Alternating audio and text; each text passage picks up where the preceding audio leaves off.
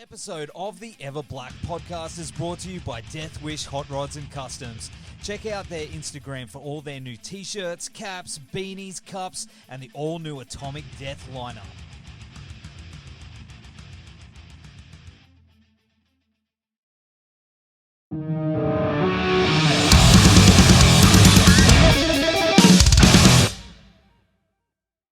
Oh.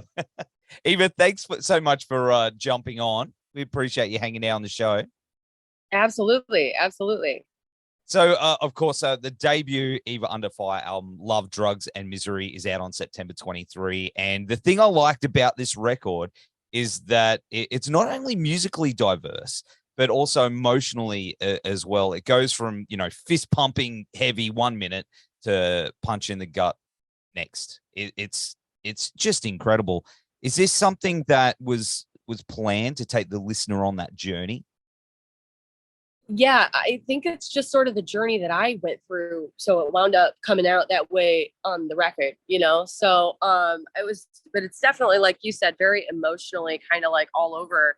And so the themes that you'll hear are themes of love, drugs, and misery, which is why I just went ahead and titled it that way. I felt like it was also a very blunt way of describing what you'll hear on the record.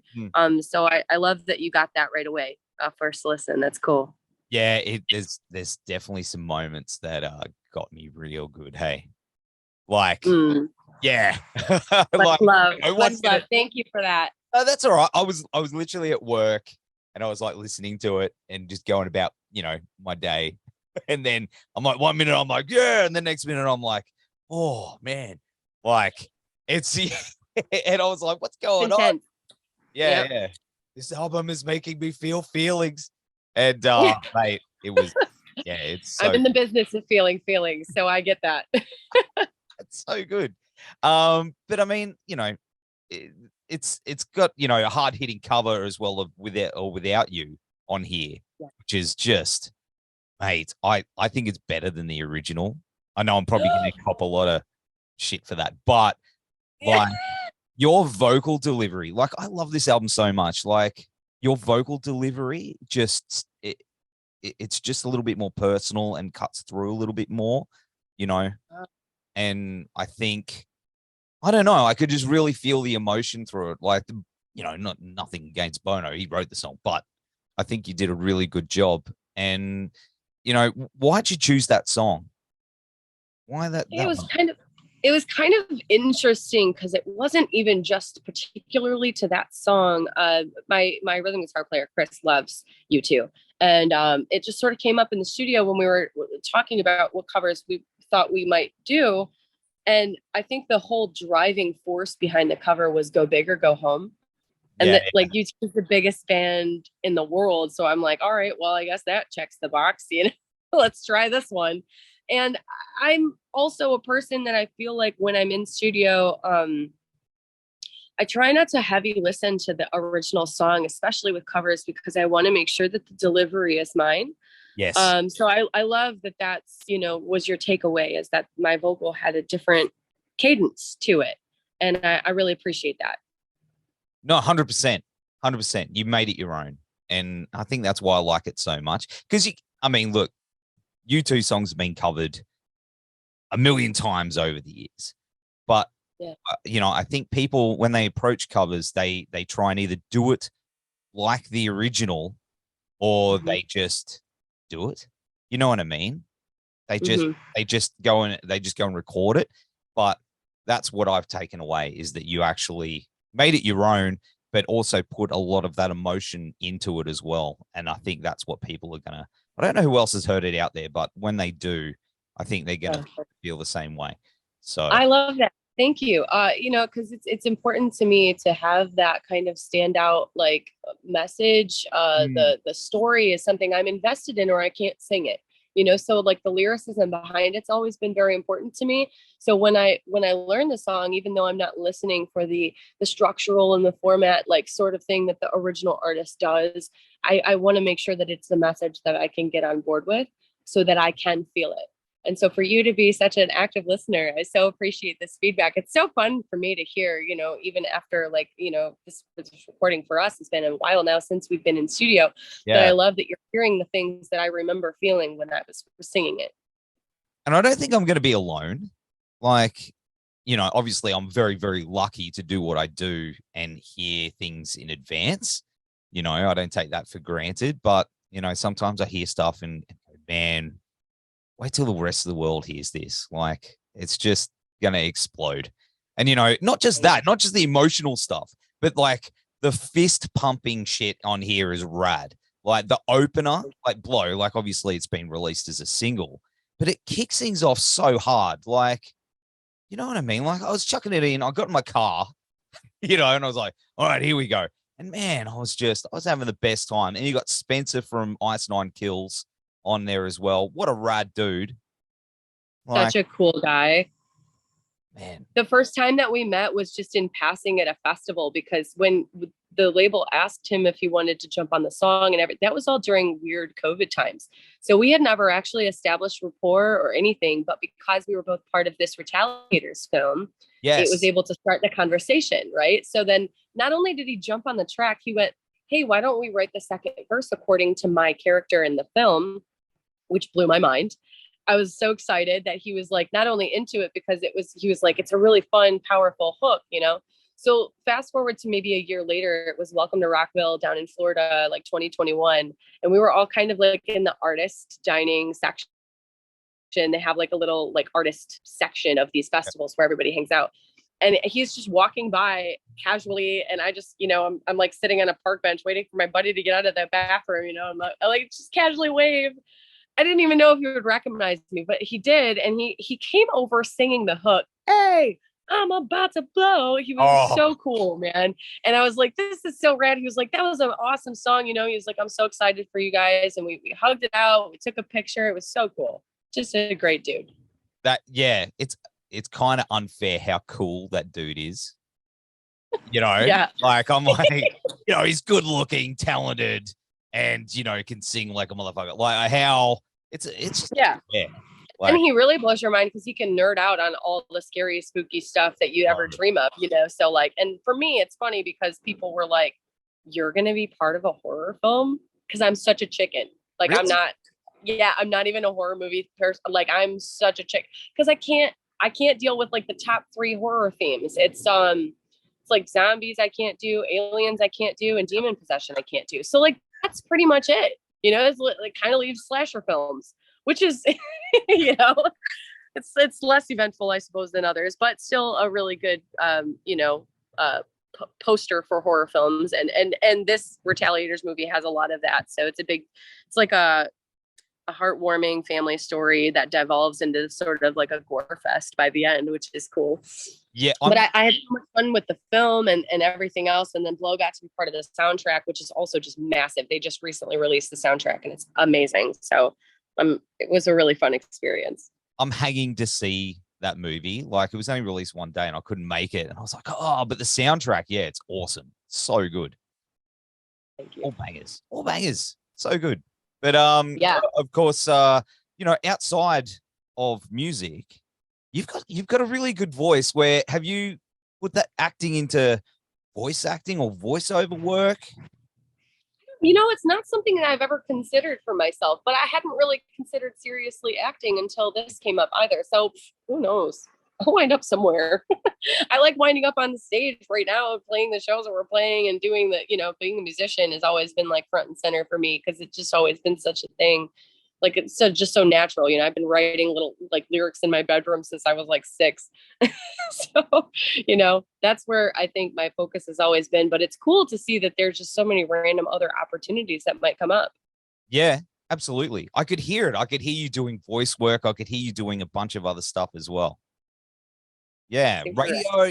Yeah, definitely. I love it. I do find that they use a lot of my liners when I send them through to like FM radio. So I must have some sort of voice for radio. Maybe, hopefully it's not what do they call it? A face for radio? Oh no, see, I've got the face for radio, but I still put it out there, you know.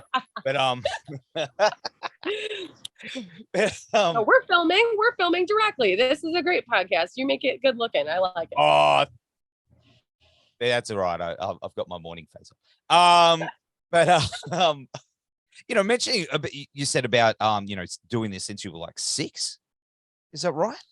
Yeah, I've always loved writing lyrics. I started off with like poetry, and I'm not a trained musician, so it was just melodies that I would hear in my head, and I would have to write them down to remember the cadence that I was doing it in. And I have like a natural key, now that I've learned more about it, I feel like it's like a natural pitch thing for me. So I could always remember what note I started on because I have like a go-to whenever I write. So it's been fun for me to learn kind of where I started and expand from that and get into a studio with other people who push my range, and which was done a lot on this record. So you guys get some epic high notes.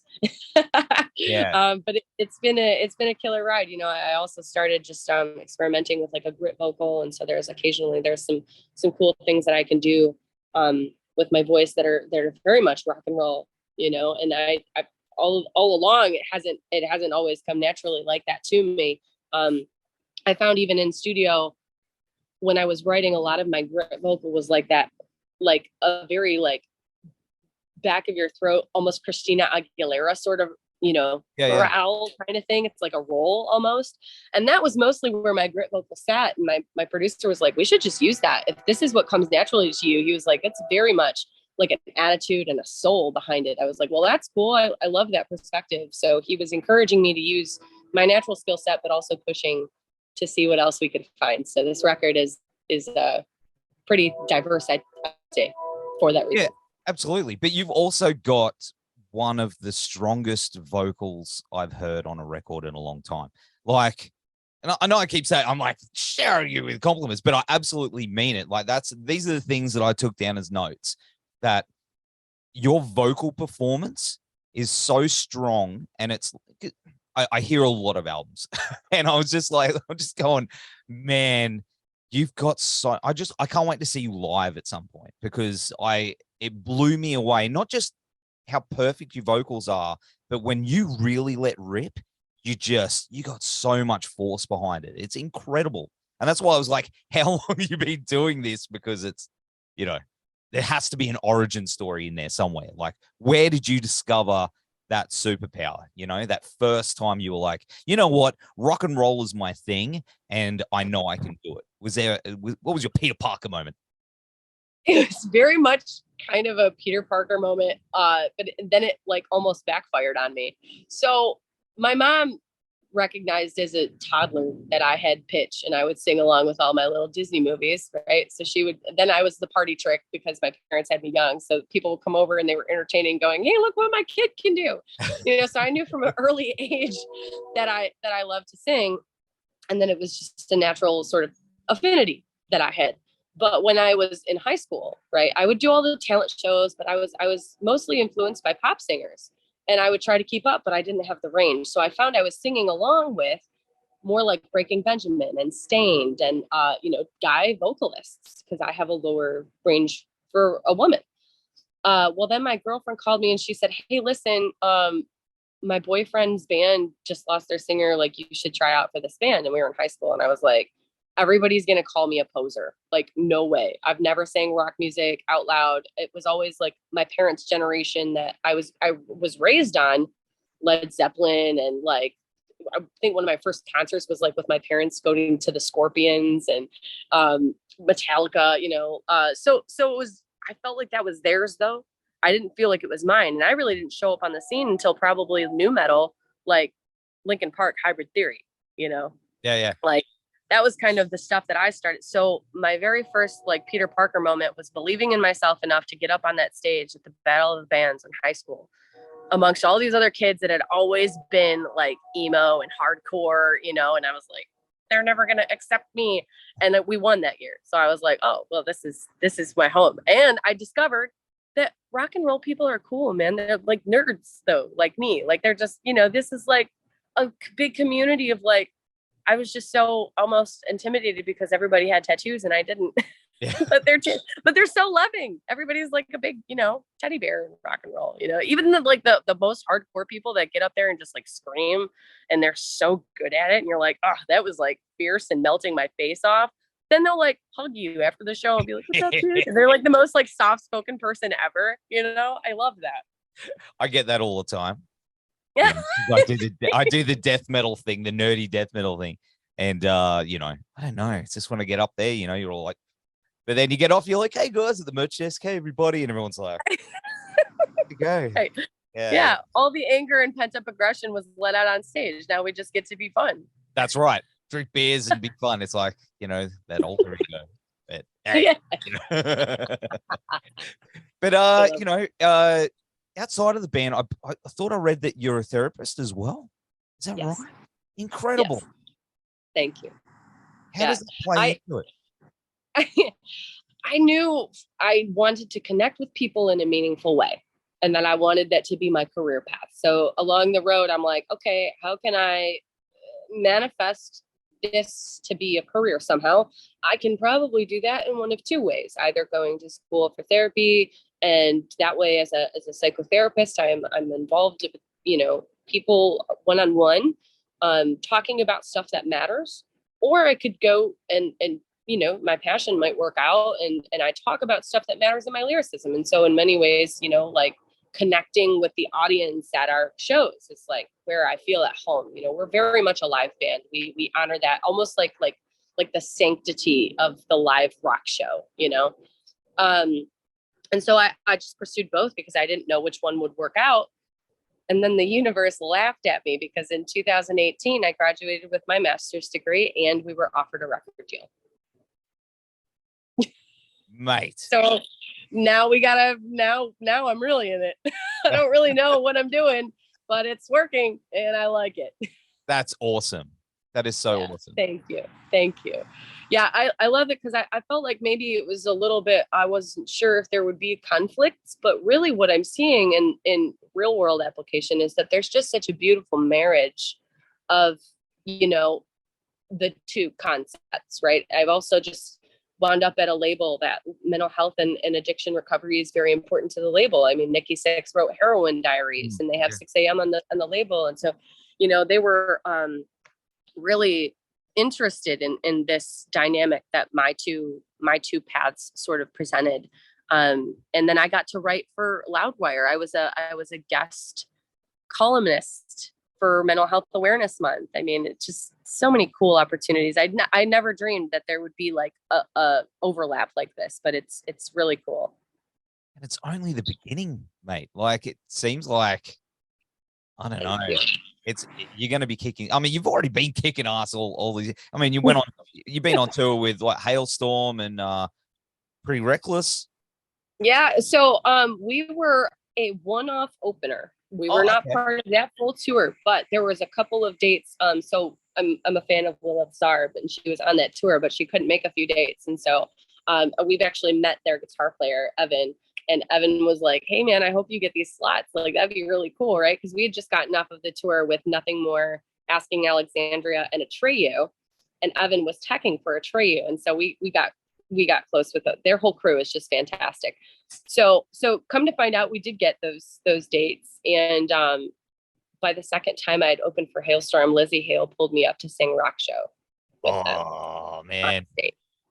I was shook.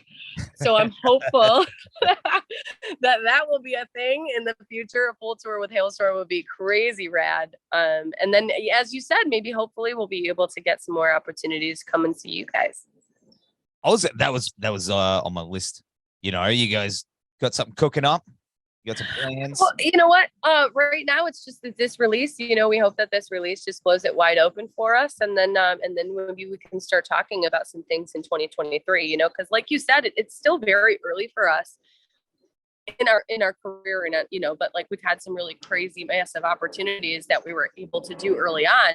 So nothing crazy planned yet, but I mean, like you said, you gave my record, the album has a wonderful review. So I'm hopeful that many other people will jump on board and that will just create more demand. And then we can just go everywhere. I mean, I got a roommate to take care of my cats. I'm ready to go. Have you been to Australia before? No, never. It's a bucket list thing for me though, man. You're gonna love it. Bucket list thing. Where at in Australia are you guys based out of? Okay, so I'm on the Gold Coast, which is Okay. Queensland, up in Ooh. on the near Brisbane. A lot of people know Brisbane, but we're south. So we're the beaches, we're the theme parks and everything. We're the touristy town. Okay. Got you. I've heard beautiful things about the Gold Coast. So pretty good. So hey, like we got the mountains there, we got the beaches right here. You always want to be where you're not. You know what I mean? But sometimes you got to take that step back and go, I'm pretty damn lucky to be where I'm at. Right. Like my little woodsy wonderland. This is my yard, by the way. Oh, I love it. I love it. It's my little haven. I just sit there with my bonfire and look at my trees all day. It's beautiful. So when I'm home, I enjoy it. But like also I want to come and see where you're from. Yeah. Hey, man, doors wide open. We'll barbecue, cool. beers, and all the good times. I love that. Very cool. Well, yeah, man, this has been great. And thank you again for like just super quick hopping on. I'm glad I reached out. Yeah, no, I appreciate that. Thanks so much. It's been unreal talking to you because I was really looking forward to it. Oh man, thank you. And you did your homework. I'm so excited. I'm so glad that you love the album and hopefully, like I said, that just breaks it wide open for us and we can come see you sooner rather than later. Well, we're going to have all the links in the meantime here down in the show notes. And Eva, you take care, my friend. And we'll see you ASAP. All right. I'm ready. I'm on it. We'll see you guys soon. Take care, guys. Thanks, mate. Bye.